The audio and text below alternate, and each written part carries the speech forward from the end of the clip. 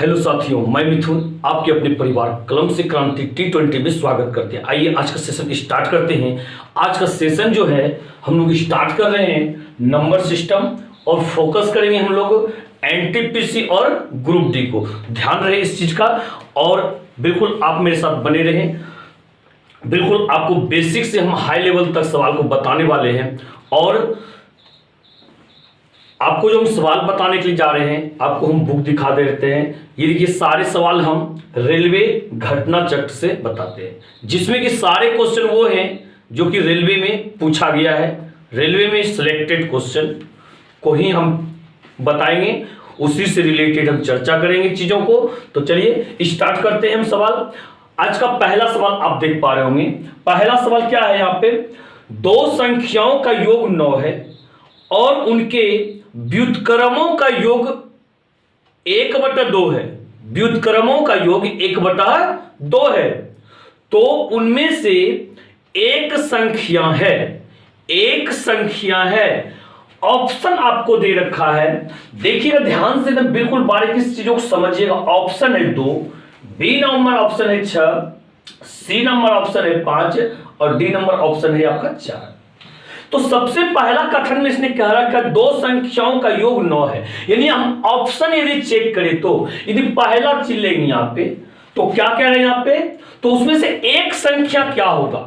यदि हम option A को ले कि मेरा एक संख्या 2 होगा, भाई साहब दूसरा संख्या तो 7 लेना पड़ेगा, क्योंकि दोनों का योगफल कितना है? 9 है। और क्या कह रहा है इसने?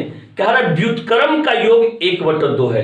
कर देते हैं इसका व्युत्क्रम। 2 का व्युत्क्रम क्या होगा? 1/2। 7 का व्युत्क्रम क्या होगा? 1/7। देखते हैं क्या 1/2 होता है। 7 2 कैल्शियम 9 होगा, सॉरी 7 2 कैल्शियम 14 होगा। 2 7 14, 7 1 का 7, 7 दूनी 14, 2 1 का 2, ये 7 2 9/14 हो गया। लेकिन 1/2 नहीं हुआ। 1/2 नहीं हुआ तो भाई साहब ये आंसर आपका नहीं हो सकता। इसके बाद ऑप्शन 2 चेक करते हैं। सेकेंड ऑप्शन चेक करें तो एक संख्या ले लेते हैं कि 6 होगा मेरा। भाई साहब दूसरा संख्या तो 3 होनी चाहिए, क्योंकि पहला कथन में इसने कह रखा है कि दो संख्याओं का योगफल 9 होनी चाहिए। पहला यदि 6 तो दूसरा 9। उसके बाद क्या कहा है? व्युत्क्रम का योगफल 1/2। करते हैं इसका व्युत्क्रम। इसका व्युत्क्रम 1/6 हो जाएगा, 1/3 हो जाएगा। इसका व्युत्क्रम का योगफल करते हैं। 6 3 कैल्शियम 6, इससे भाग कीजिए 1 1 1 का 1 प्लस 3 दूनी 6, 2 1 का 2, तो 2 1 कितना हो गया? 3/6, 3 दूनी 6, 1/2। यानी कि आपका राइट आंसर कौन सा होगा? Option number B. Option number B आपका बिल्कुल करेक्ट आंसर है। आप इन चीजों को समझ पा रहे होंगे, तो चलिए बहुत अच्छा। और यदि आप थोड़ा सा प्रोसेस से जानना चाहते हैं तो जान लीजिए। देखिएगा कहता है यहाँ पे दो संख्याओं का योगफल 9 है। बात देख रहे हैं ना, यानी पहला संख्या आप x मानिए, दूसरा संख्या y मानिए, इसका योगफल कितना कह रहा है? 9 है। और उसके व्युत्क्रम का योगफल 1/2 है, यानी कि 1/x प्लस 1/y। x का व्युत्क्रम 1/x, y का व्युत्क्रम 1/y, कितना है? 1/2 है। क्लियर? आप x y का लीजिएगा एलसीएम, तो यहां पे कितना आएगा? xy आएगा।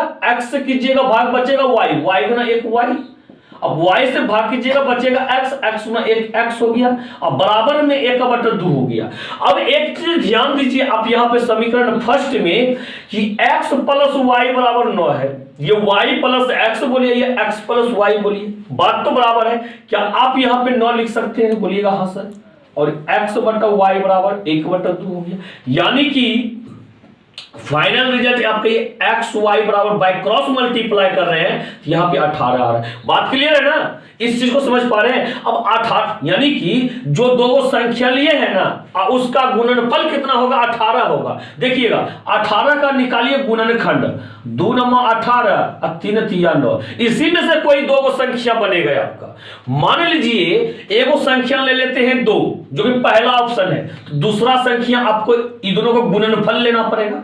3 3 9, तो बताइए तो 9 और 2 कितना हो जाएगा, 11 हो जाएगा ना, जो कि आपको दोनों का योगफल 9 ही पुराना है। बात क्लियर है ना, नहीं ले सकते। तो चलिए अगला चीज क्या ले सकते हैं, ये 3 2 का गुणनफल कर दीजिए, 6 हो गया, और ये 3 और 6 3 9, मतलब एक संख्या 6 होगा, एगो 3 होगा, लेकिन 3 कहीं में ऑप्शन है नहीं है, तो क्या होगा, 6 होगा। आप राइट आंसर, बात समझे, आपका शॉर्ट ट्रिक भी हो गया बाय ऑप्शन और एक लॉन्ग प्रोसेस भी हो गया। तो चाहे जैसे भी आपको समझ में आ रहा हो वैसे आप बनाइए। चलिए बहुत अच्छा, आते हैं अगले क्वेश्चन की तरफ और देखते हैं अगला क्वेश्चन क्या कहते हैं। अगले क्वेश्चन की तरफ ध्यान दीजिए। आप कह रहा है यहां पे 2 नंबर में कौन सी संख्या 4 से पूरी तरह विभाज्य है, पूरी तरह विभाज्य है। 4 से विभाजता का नियम बताए ना, तो ध्यान रखिएगा, हो सके तो नोट कर लीजिए। वैसी संख्या जिसके अंतिम 2 अंकों से बड़ी संख्या, यानी कि इकाई और दहाई, अंतिम 2 अंकों से बड़ी संख्या 4 से विभाज्य हो, तो वह संख्या 4 से विभाज्य होगा। बहुत लंबा चौड़ा संख्या रहने वाला, कोई दिक्कत उससे नहीं है, बस अंत का 2 अंक आपको चेक करना है। 2 अंकों से बड़ी संख्या यदि वह 4 से विभाज्य हो गया, समझिए वह संख्या 4 से विभाज्य होगा ही होगा। तो चलिए देखिए, देखते हैं हम 4 से। पहला ऑप्शन आप देख रहे हैं, जो भी कुछ है उससे मतलब नहीं, लास्ट का 2 अंक उठाइए, संख्या क्या बना, 54। बताइए 4 से विभाज्य होगा, 4 1 4 नहीं, ए नंबर ऑप्शन नहीं हो सकता है।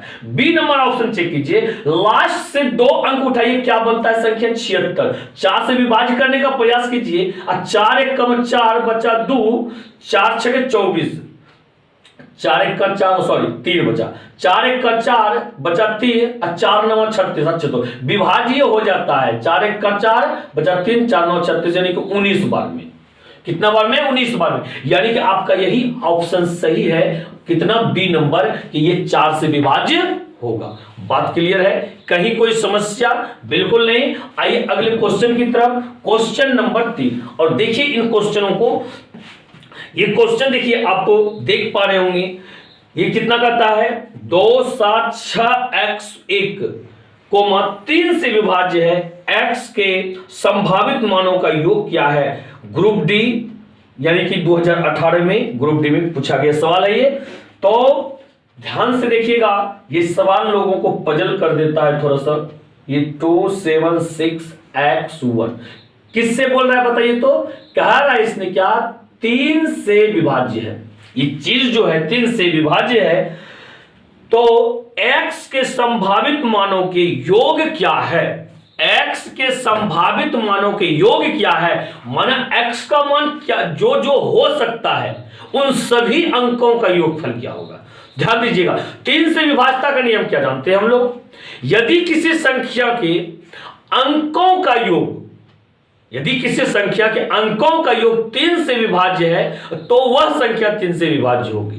यानी कोई संख्या सब अंक को जोड़ दीजिए, यदि वो 3 से पूरा पूरा कट गया, समझिए संख्या भी 3 से कटेगा, और नहीं कटा समझिए संख्या भी नहीं कटने वाला। तो ध्यान दीजिएगा, और इससे एक आसान तरीका बताते हैं कि आप जब कहने मतलब अंकों को जोड़ते हैं, और जब 3 का गुणज आ जाए उसको वहां से आप लुप्त भी कर सकते हैं। 3 का गुणज मतलब क्या, 3 पुर जाए, 6 पुर जाए, 9 12 15, ठीक है। देखिए आप इन दोनों को जोड़ते हैं, 7 2 कितना हो गया, 9।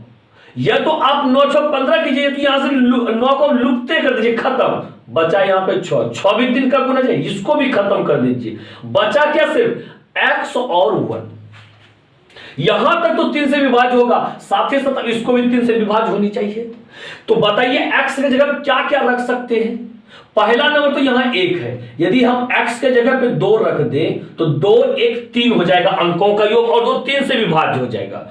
ऐसे भी संख्या बन जाएगा 3 से 3। बात क्लियर है ना, x के जगह 2 रख देंगे, 2 1 3 हो जाएगा। एक तो ये मान हो सकता है, दूसरा क्या हो सकता है भाई, दूसरा ये हो सकता है, यहां पे हम रख देते हैं 5। क्या रख सकते हैं 5, तो 5 1 6 हो जाएगा, यह भी 3 से विभाज्य हो जाएगा। संभावित मान निकाल रहे हैं अभी। फिर क्या रख सकते हैं बताइए, और क्या रख सकते हैं, एक 8 रख सकते हैं, तो 8 1 9 हो जाएगा, 3 से विभाज्य है। और क्या रख सकते हैं बताइए, बोलिएगा सर 11 रख दीजिए, 11 1 12 हो जाएगा। कैसे, दो x है, एक अंक, एक 2 अंक ध्यान रखिएगा, एक्टिवन अंक कुछ रखिएगा तो एक अंक तक में 8 तक ही रख सकते, 2, 5 और 8। तो अब क्या आता है, संभावित मानों का योगफल क्या होगा, यानी कि इन सभी को जोड़ दीजिए, 8 2 10 5 15 होगा। कितना होगा, 15 होगा। क्या आपका ऑप्शन मैच किया? तो बिल्कुल ये ऑप्शन मैच कर रहा है आपका बी नंबर। बिल्कुल क्लियर है ना, कोई समस्या इसमें नहीं है। आइए अगले क्वेश्चन की तरफ देखते हैं, अगले क्वेश्चन की चर्चा करते हैं। ये अगला क्वेश्चन जो है आपका 4 नंबर, निम्नलिखित में से कौन सी संख्या 6 से विभाज्य है? तो ध्यान दीजिएगा, ऑप्शन आप देख रहे हैं, पहले थोड़ा नियम मेरा सुन लीजिए, हो सके तो कॉपी में नोट कर लीजिए, ठीक है। 6 से विभाज्यता का नियम, ज्यादा कुछ आपको परिभाषा रटना नहीं है, चीजों को समझना है। 6 से वह संख्या विभाज्य होगा जो 2 और 3 दोनों से विभाज्य है, 2 से भी विभाज्य है और 3 से भी विभाज्य है, वह संख्या 6 से विभाज्य हो जाएगा। क्लियर है ना। अब ये नहीं कि 2 से विभाज्य है 3 से नहीं है, ये तो 3 से है तो 2 से नहीं है, ये बिल्कुल एक साथ दोनों से विभाज्य होना पड़ेगा उसको। जैसे मान लीजिए 12 2 से भी विभाज्य है ना, 3 से विभाज्य है, तो ये 6 से भी विभाज्य होगा। मान लीजिए कि 4 2 से विभाज्य है पर 3 से विभाज्य नहीं है ना, तो 6 से विभाज्य नहीं होगा। बात क्लियर है ना। तो उसको दोनों से विभाज्य होना पड़ेगा। आप दोनों का नियम तो जानते हैं ना कि 2 से विभाज्यता का नियम क्या है, इकाई स्थान पर कोई सम संख्या आना चाहिए, यानी 0 2 4 6 या 8। और 3 से विभाज्यता का नियम जानते हैं, सभी संख्या के अंकों का योग 3 से विभाज्य होनी चाहिए, संख्या के अंकों का योगफल 3 से विभाज्य होनी चाहिए, तो वो संख्या 3 से विभाज्य होगा। तो चलिए चेक करते हैं। अब हम पहला ऑप्शन जो हम मेरा है या 1 2 3 4 6 है, चलिए इसको सबसे पहले नंबर लास्ट में 6 2 से विभाज्य है ही। अब इसके बाद चेक कर लेते हैं, 1 2 3 4 4 3 से विभाज्य है तो 6 पहला नंबर गुणज है, खत्म हो गया। 4 3 7 7 2 9 यहां तक खत्म हो गया, बचा 1। बताइए 1 3 से विभाज्य होता है? नहीं, ये 6 से विभाज्य नहीं है। ऑप्शन बी चेक करते हैं कि लास्ट में पहला नंबर 8 है, 2 से विभाज्य तो होगा ही होगा। चेक करते हैं क्या यह 3 से भी विभाज्य है, तो देखिए 8 4 12 3 का गुणज खत्म हो गया, 3 2 5 1 6। हाँ, तो ये कहने मतलब पूरा का पूरा 3 से विभाज्य हो रहा है और साथ ही साथ इकाई अंक 8 है, 2 से भी विभाज्य हो रहा है, यानी कि यह 6 से भी विभाज्य होगा। बात क्लियर है ना। यानी कि आपका सही ऑप्शन क्या होने वाला है, ऑप्शन नंबर बी। क्या इन चीजों को आप समझे? यदि कोई समस्या हो तो आप हमें बता सकते हैं, हम अपना जानते बहुत ही बारीकी से आपको बताते हैं ताकि आपको कोई समस्या ना हो। आइए अगले क्वेश्चन की तरफ। कहता है इनमें कौन सी संख्या 9 से विभाज्य है? भाई साहब फिर से विभाज्यता का नियम, फिर से 9 से विभाज्यता का नियम यदि बताएं तो बिल्कुल दिमाग में नोट कर लीजिए, तो कॉपी में नोट कहीं तो नोट करना ही करना होगा आपको, ठीक है। 9 से विभाज्यता का नियम देखिए, इतना याद रखिए, सेम टू सेम 3 वाला कहानी होता है। 3 से विभाज्यता का नियम क्या था, संख्या के सभी अंकों का योगफल 3 से विभाज्य होनी चाहिए। यहां 9 की बात कर रहा था, वही लगाइए, सिर्फ 9 से विभाज्य होनी चाहिए। मतलब वह संख्या 9 से विभाज्य होगी जिसके सभी अंकों के योगफल 9 से विभाज्य है। योगफल 9 से विभाज्य, जैसे आप जानते हैं कि 18 9 से विभाज्य, कैसे अंक को जोड़िए, 8 1 9 9 से विभाज्य है, यह भी 9 से विभाज्य है। क्लियर है ना। तो जिस संख्या के अंकों का योगफल 9 से विभाज्य होगा वह संख्या 9 से विभाज्य होगा।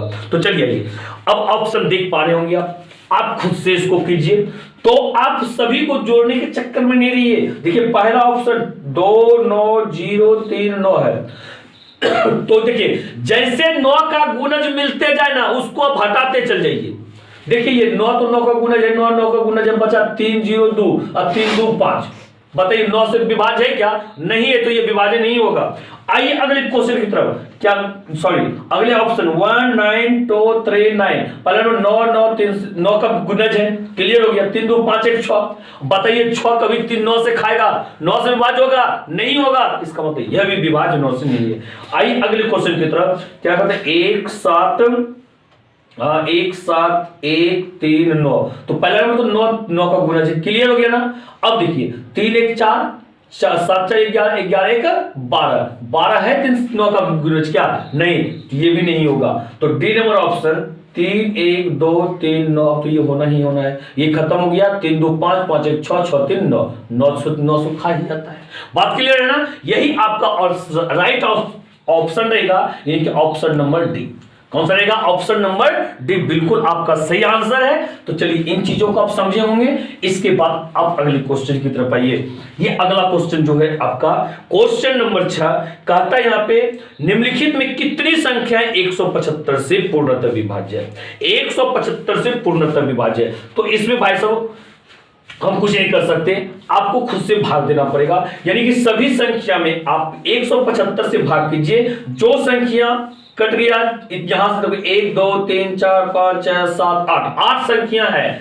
जितना कटेगा उतना आंसर होगा। 4 को कटेगा 4 5 6 7। क्लियर है? जैसे कि क्या कीजिएगा, ये 500 है, 175 से अब भाग दीजिएगा, 175 से भाग दीजिएगा। देखिएगा तो इसको यदि 25 से काटना चाहे, 25 चौक 100, 25 क्या 4 3 7 बार में, और 25 दूनी 50 यानी कि 20। ये तो विभाज्य नहीं है, 20/7 हो गया तो कटेगा नहीं, तो ये खत्म हो गया आपका। इसके बाद 875 है और यहाँ पे 175 है। यदि 25 से नहीं काटता डायरेक्ट तो 5 से काटिए। 5 दिया हो गया यहाँ पे 15, 2 5 25, यहाँ देखिए 5 1 5 बचा 3 ना, और 37 5 7 35, 2 5 25, और ये इसको कीजिए 5 7 35, और ये 5 15 और 5 25, ये 7 5 35, यानी कि एक संख्या कट गया, एक संख्या कटा।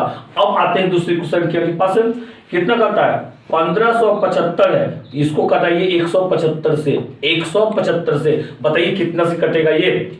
तो पहला नंबर तो ये 25 से यदि काटना चाहें 7 बार में कट गया। इसको 25 से काटना चाहें तो 25 चौक 100, 25 दूनी 50, यानी कि ये हो गया कितना बार में? 6 बार में बचा 7, 75 25 दिया 75, 7 नंबर 63। ठीक है, ये भी कट रहा है। 2 को संख्या हो गया, दूसरा संख्या।